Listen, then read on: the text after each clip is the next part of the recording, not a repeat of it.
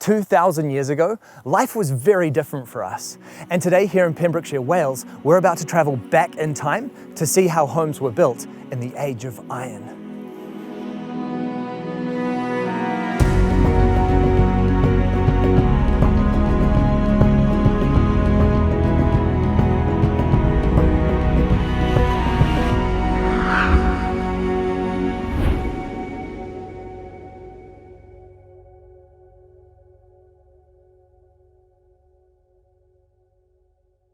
Hi Liz, how are you? Hello, nice to meet you. Lovely to meet you.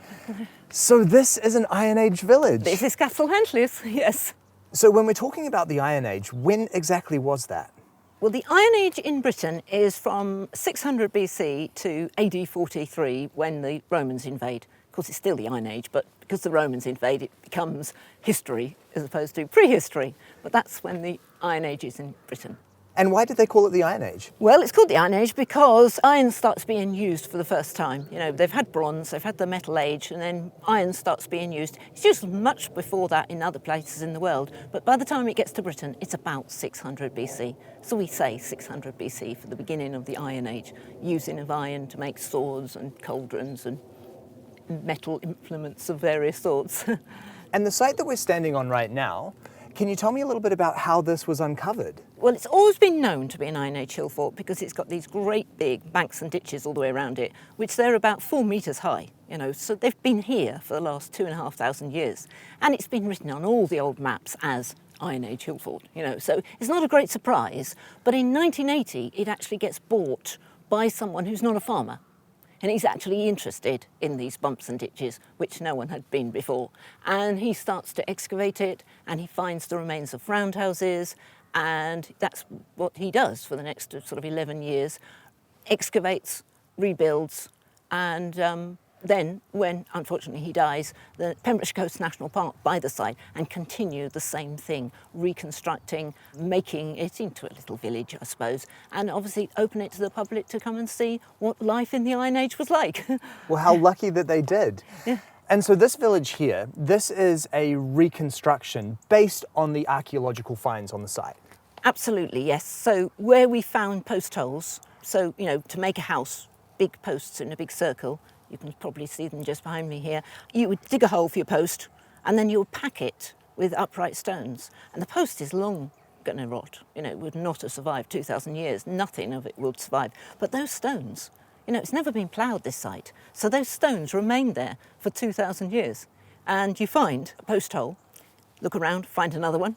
It's a bit like doing that dot-to-dot puzzle you did as a child. You know, you find another one, think, hang on, there's a roundhouse there. There's a big gap, a door. In the middle, fireplace. So there you've got the design on the floor for a roundhouse, and we thought, well, let's reconstruct them and see what they're like, reconstructed. So the people who lived here, what do we know of what their lives would have been like? Well, it's a surprisingly large amount we know because we found lots and lots of itty-bitty things as well, like we found burnt food. We found burnt pig bones, lamb bones, beef, goat and deer. And we found burnt grain from wheat and barley and rye and oats. So we know they're growing crops and eating it. We found grinding stones for turning those wheats into flour. You know, we got an idea of their sort of lifestyle just from the artefacts that we found. And so how many people would have lived here?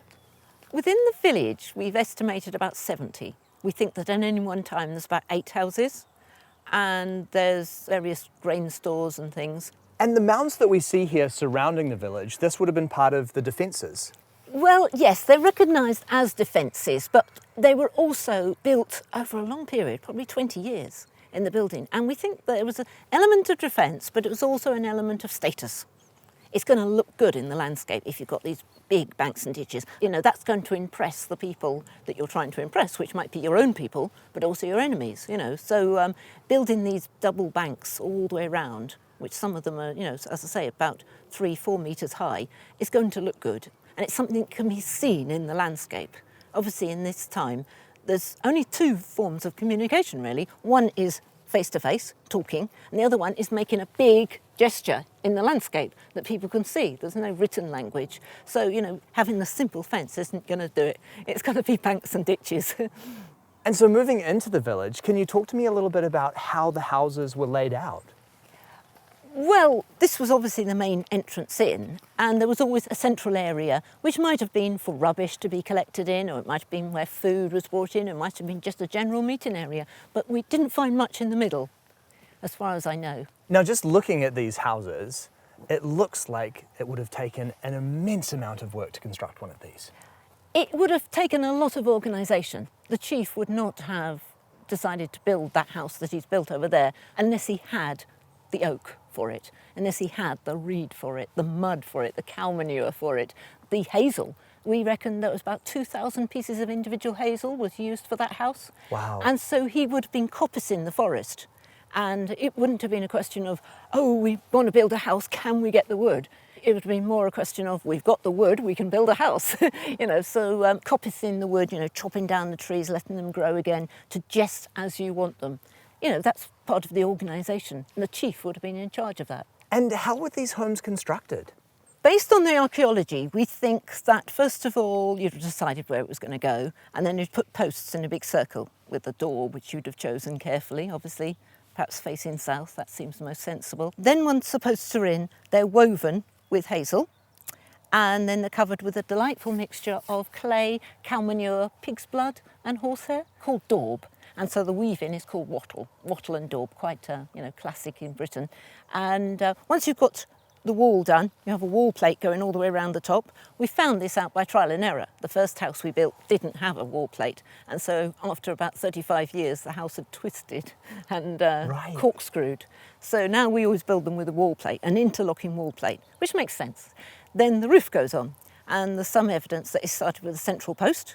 So you put up a central post right in the middle of your house, and then from that you build a tower, could be in a wood tower, and once you're up the top of that tower, you can then pull up all the long pieces of oak to form the sort of basic shape of your house.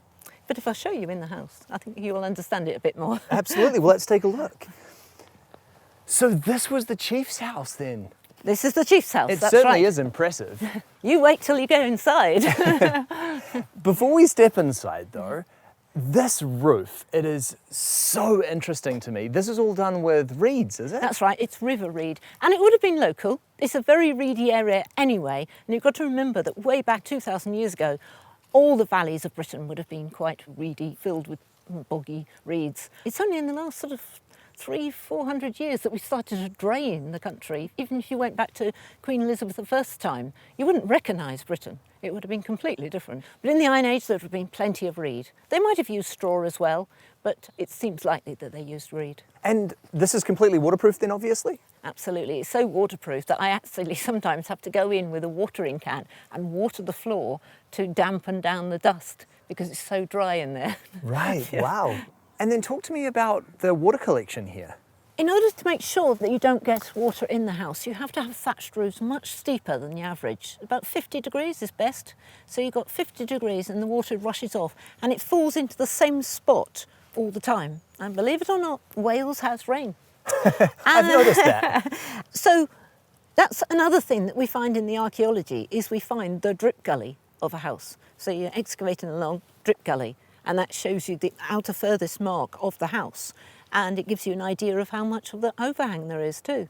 So, I mean, there's a big overhang, but we found the drip gully for this house, so we know that there was over a metre of overhang. So what size is this house? This is about 13.5 metres wide, so it's big. It is big. Yes, ridiculously big, really. Yeah. And why would you want a house that big? I'm sure it's not just because he's got a big family. I think he's got a big ego as well as a big family, you know. Right. It's status. It needs to be seen in the landscape and it needs to be seen that the chief has spared nothing to build his fine house.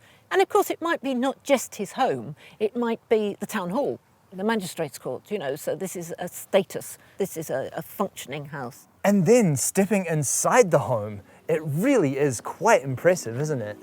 Well, yes. I mean, when we built this house way back in 1999, we were so long building it, a good sort of 3/4 of a year, that by the time it was finished, you know, we sort of, yeah, house.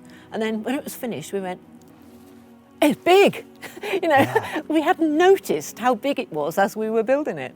So looking around at the way that you've laid everything out in here, to what degree is this based on archaeological evidence and how much imagination has gone into the reconstruction in here?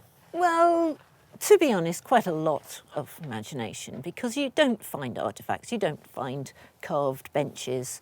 It just doesn't survive. We just had to imagine, this is the chief's house, he would have had a fire, we know there was a fire in the middle, we know the door is here, and so you've got to have somewhere to sit. So we've got this little circle of benches here.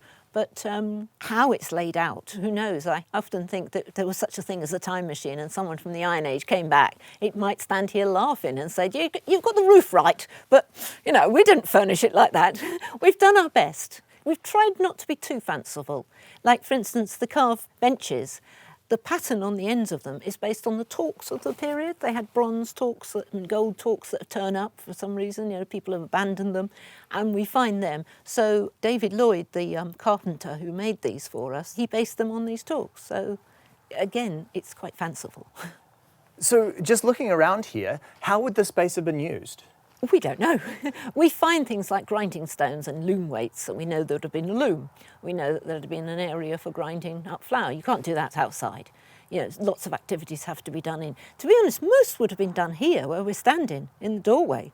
This is where you find little artefacts, things like women's jewellery, beads. You know, they're holding a child.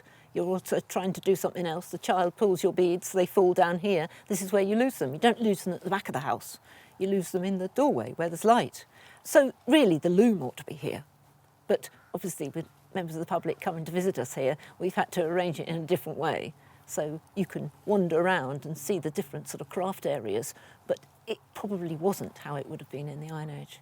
Well, certainly to keep a house of this size warm, he must have had to have a roaring fire going. Yes, I mean, we've had roaring fires going before when we've had evening events, and you're still cold. You'd have worn layers. You'd have worn, you know, lots and lots of layers of wool, and you'd have kept busy. We're very lazy today. We like sitting around, you know, even on the computer. People get cold now, don't they? If you sit at the computer, you're suddenly cold because you're not moving. These people would have had, as I say, they had eaten a lot more calories than us, that they don't get warm. There's such a vast space up there that you're just not going to heat this place. Yeah, and looking up at that roof structure from within, you can really start to get an idea of just how impressive it is, and also a glimpse into the engineering that's gone into making this building possible.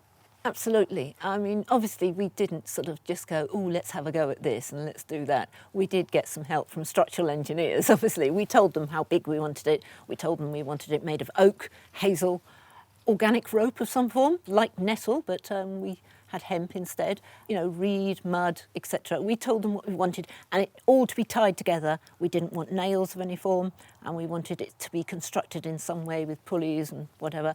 And they came up with this design for us. They said, this will work. And it did, luckily. So when you built this, this was constructed with manpower and not modern machinery? Absolutely. We didn't use a cherry picker or anything like that to make this house. And it was a small number of people who actually built this house. You know, it was about 3 main carpenters plus 1 thatcher.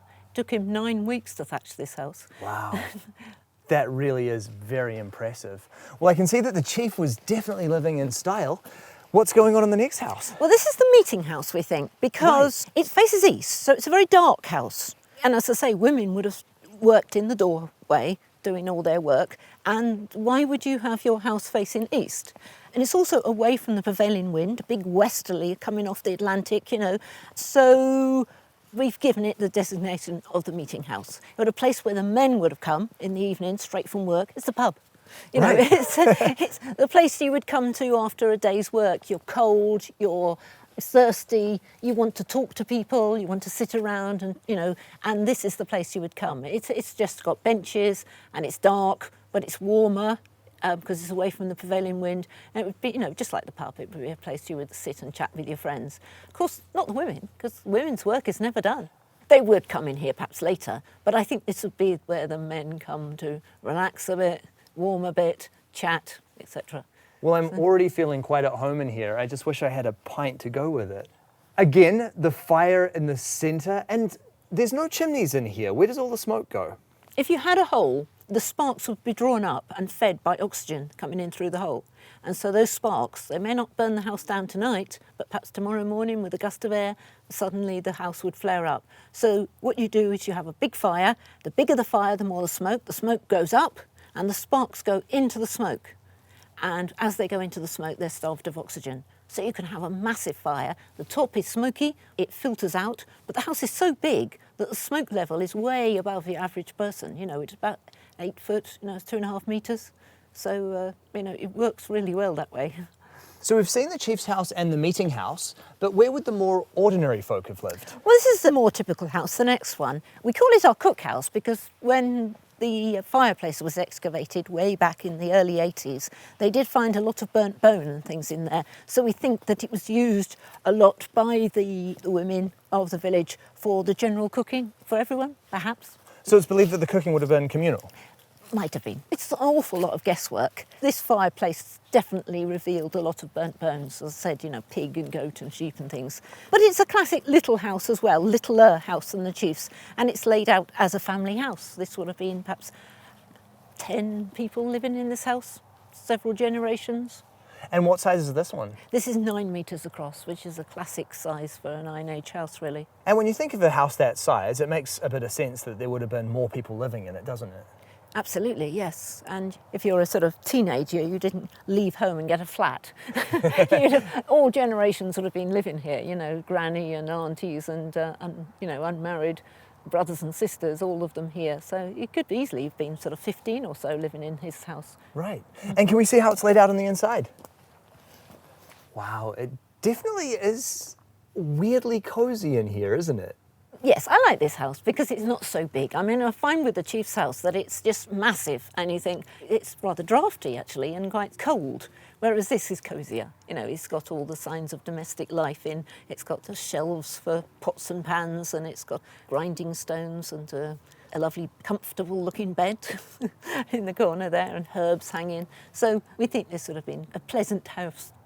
And obviously, again, here we just have a reconstruction and there's a little imagination that's gone into it. But can you talk to me a little bit about how the home is laid out? There is some evidence that they had sort of subdivisions. Because, I mean, this one has got 8 internal posts, which represent post holes that we found here. So this house did have internal posts, whereas the other ones we looked at didn't. And so it makes sense to have used that central post to build a small internal wall to make subdivisions, which could be storage, could be sleeping. It's a bit of guesswork and a little bit of sort of what the archaeological evidence shows us. So grinding stones have been found here, or quern stones as they're sometimes called. 2 different sorts. We've got something that's called a saddle quern, which is sort of basically a stone bowl, and it would have been a good little round rock would have been used for grinding up the grain. And we've also found some evidence of the what we call a rotary quern, which is, it's got 2 pieces. So a big stone at the bottom, big stone at the top, so like 2 wheels, very much like the early mill, really. And that would have been worked by young children probably, you know, sort of boys and girls would have been grinding, the daily grind, you know, very important to get the flour done. We've had some experiments done here to see how much, you know, how long it would take us to make the flour for a family, and it's all day. Wow. You know, you are grinding flour all day in order to make the bread. Probably then they would have made the bread in the evening, mixed it with water and salt, you know, left it overnight. Natural yeasts in the air would get into it, come the morning, build up the fire, cook it, and then you start again, the daily grind. Wow. Yeah, So, they're not joking about that then, are they? No, it's been a hard life. Certainly would have been.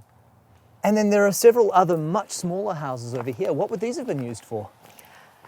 Well, this one's pretty obviously a grain store, we think, because all you find are 4 posts in the ground and something built off the ground. You don't find fireplaces, you don't find an obvious door. Built off the ground to make sure that your grain is like gold, you know, it's to keep you going through the year. That must be dry. So raised off the ground is, you know, guaranteed that it's going to stay dry in there. Very important. So pretty obvious that is our grain store. Yeah. And this other house is, we think, the blacksmith's or the forge. Right, what makes you think that?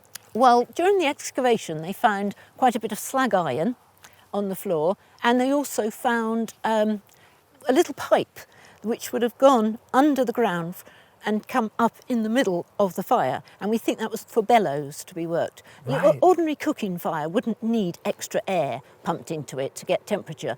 You know, bellows would have been used for really pushing up the temperature for working iron, or working metal. Wow, interesting. So this house is, it's only just been built and we still haven't got a door on it. And one of the last things we did was the wall, the mud on the walls, you know, so it's a mixture of clay and hemp.